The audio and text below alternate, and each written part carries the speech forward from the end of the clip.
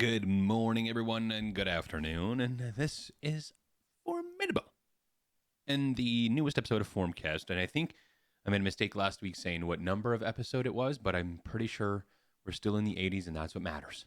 Thank you so much for listening. I'm happy to be chatting with you today. This week's episode coming off of an experience last night playing a new game. Of course, last night being Sunday, I always record on a Monday. So last night was Scary Sunday. Every Sunday, I play a scary game, whether it's a new one or it's one that I already have. Doesn't matter. It scares the bejesuses out of me. And if you don't know what those are, don't Google that. I don't know what pops up. That being said, last night I played this new game that someone in the community recommended to me. It's called The Guest. And spoiler alert, if you haven't played it, you're going to know how it ends in this podcast episode. So if you don't want to know how it ends, just listen until I tell you how it ends. And then you just pause and go do laundry, I guess. I don't know, something like that. So this game last night, the idea of the game, and I'll get to what the topic really is of today's episode by explaining what this game is. This game, scary game, of course, it's like $5 on Steam. I like looking at games that are like $5 or around the $5 mark, because if I'm only going to play them once, I don't want to pay like $25, $30 for this game that I'm going to play once and then uninstall and never play again. Not a fan of scary games, but we do it every Sunday for some reason. With that being said, the game is called The Guest. Now, this game, the idea is when you start is you there's a giant storm outside, and you just so happen to be, I don't know, we don't know why, but you just be walking by yourself at night for some reason in a giant storm, and you're looking for shelter. Maybe your car broke down. We don't know. Probably driving a Honda Civic. It shut down on us, and that's what it is. That being said, you're in this house because you find shelter and you walk in. Now, the home has a lot of hallways, has a lot of rooms, has this, that, and there's something happening inside the house. Of course, there's this entity that is stalking you and trying to kill you and all these things, and you gotta, I don't know, not really figure out why, but kind of find your way out, which, again, the story is a $5 game. The story is not really super heavy in this, or what your objective really is. However, what I'm thinking is, if you had to just find a way out, why couldn't you just go back out in the storm? You know what I mean? You could actually walk back to the front door, but you can't actually open it. So I'm not entirely sure what the point is. However, with that being said, you play this game and you go through having to find these keys and unlocking these safes and this and that, all while this creepy old lady who got killed, I'm assuming by her husband, is haunting this home.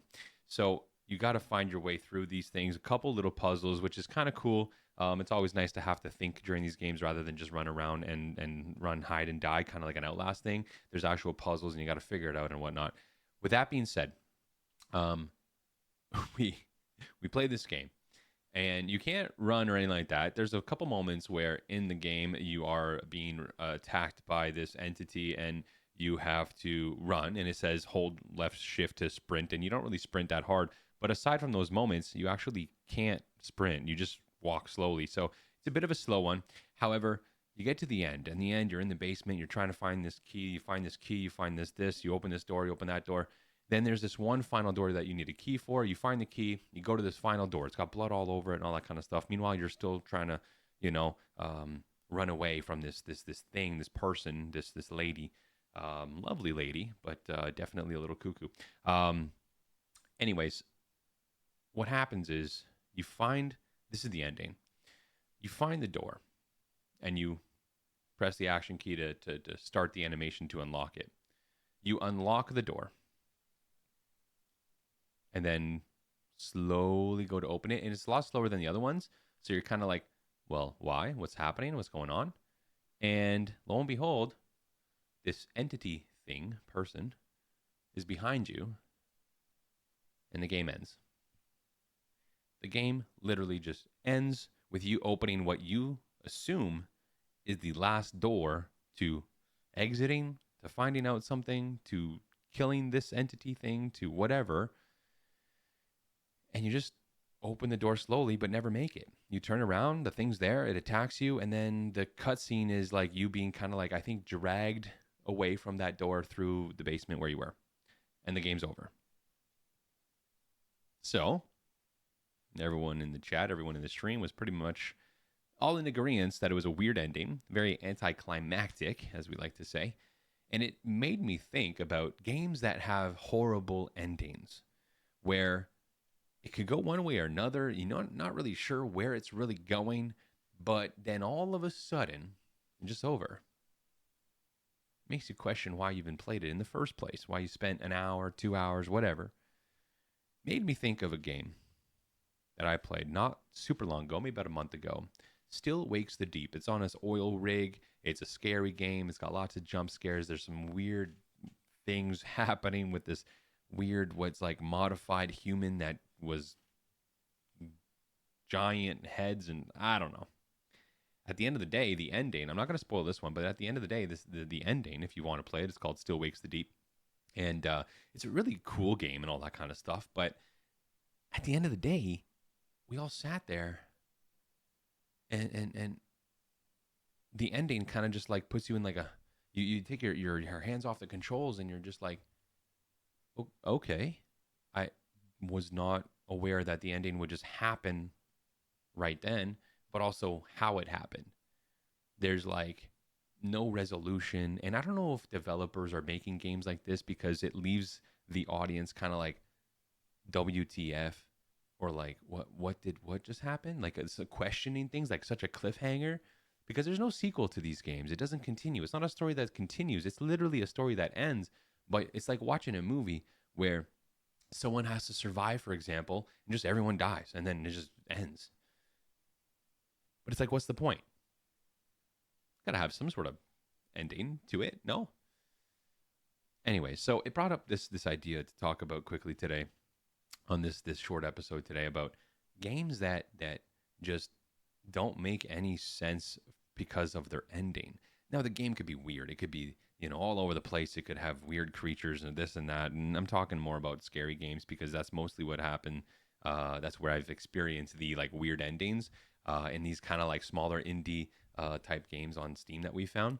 But at the end of the day, it's like, if there's no sequel and the game just ends with you like dying, it can either go one of two ways. Either like, wow, like that's a crazy ending that I just died.